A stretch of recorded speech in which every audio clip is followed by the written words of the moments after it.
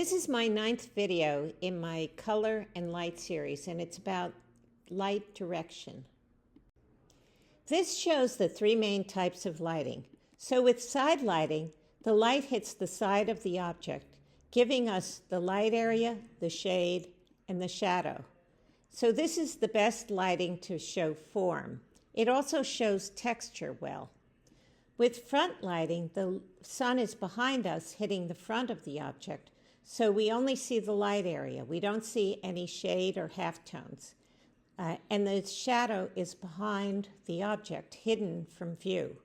So this lighting flattens the form.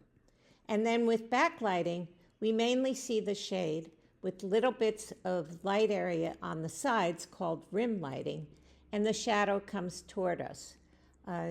Notice what backlighting does to this flower. It goes through the flower, indicating that the flower is translucent. So whenever we're talking about light direction, it's named for the part that it hits the first. So front lighting hits the front of the form. We can describe light direction in terms of a clock where an object, here a person, is in the middle of the clock and the eye is directly below. A line from the light source skirts across the subject's head to the far edge of the clock, identifying the light direction and the shadow. For side lighting, the light hits the clock between 2 and 4 o'clock or 8 to 10 o'clock. For backlighting, the light hits the clock between 4 and 8 o'clock, and for front lighting, it's 10 to 2 o'clock. So this tells us the general range for each light direction. Side lighting shows us the main components of a shaded sphere.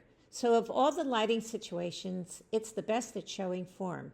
We see the light area and the shade, and the halftones gradating from light to dark, making the sphere look round. This is where we see texture the best. The terminator divides the halftones from the shade. Side lighting also bounces up to give us reflected light.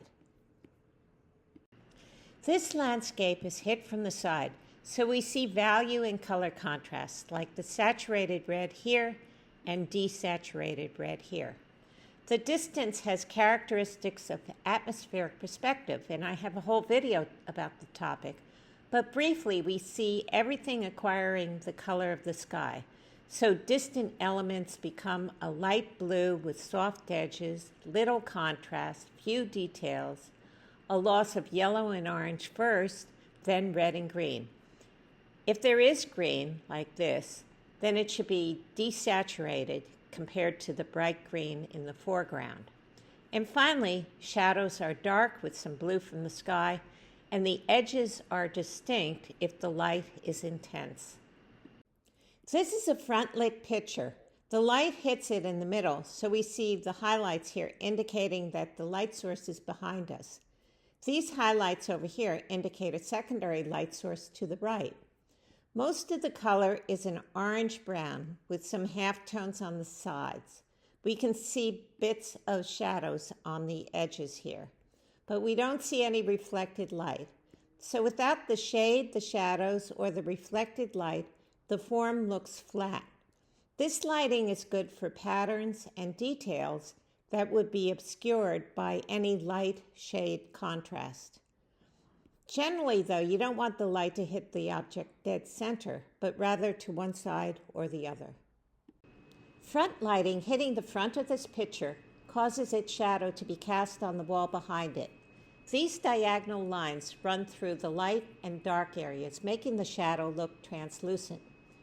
Don't have these two shadows line up exactly because you want the table to look separate from the wall. The spherical portion of the picture has halftones around its edges and highlights around the part that I thought was most perpendicular to the light. The front highlight curves following the form and obscures part of the design, and the edges soften as they move away from the light.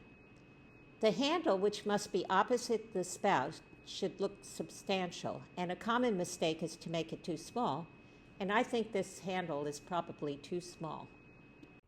With the front lit landscape, the sun is behind us, so the foreground is the lightest with the most saturated colors. The sky is light behind us, so it's darker in the distance, although it's usually lighter near the horizon.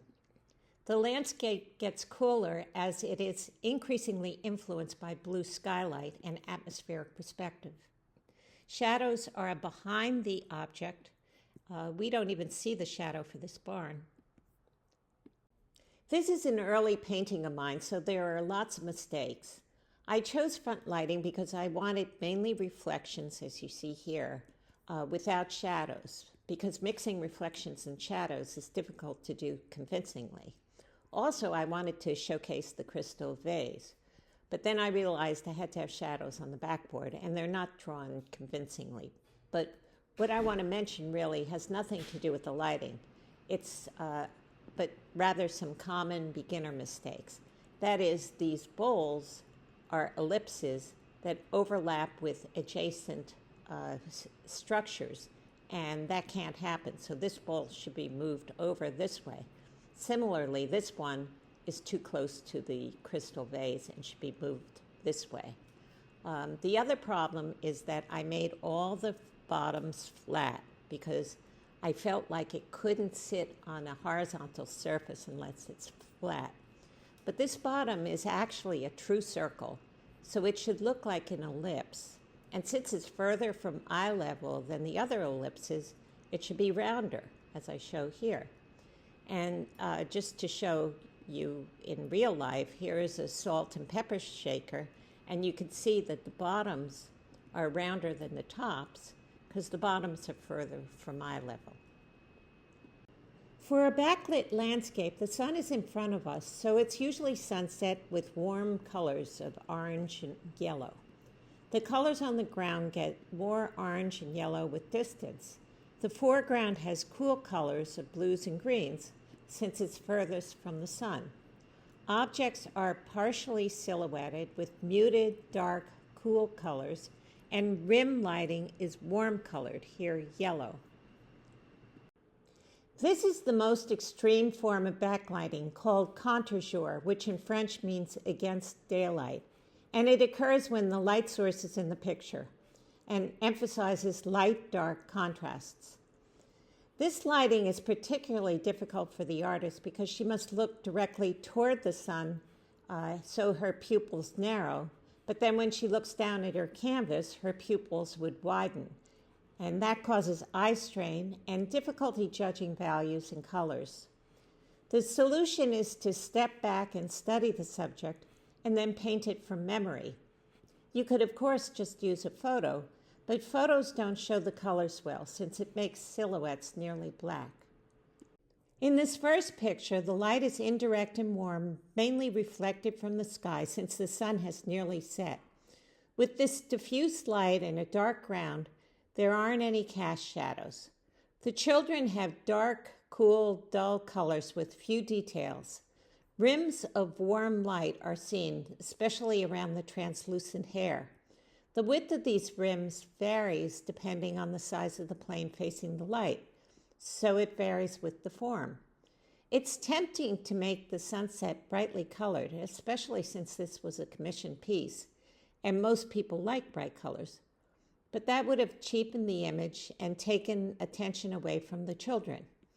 It's also difficult to keep bright oranges and yellows in the background, especially with muted colors in the foreground.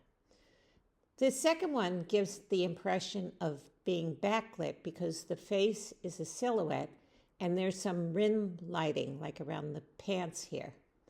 But there's also weaker indoor light causing the saxophone to shine and showing us some detail in his shaded area. In my next video, I'll talk more about light direction, and please remember to subscribe.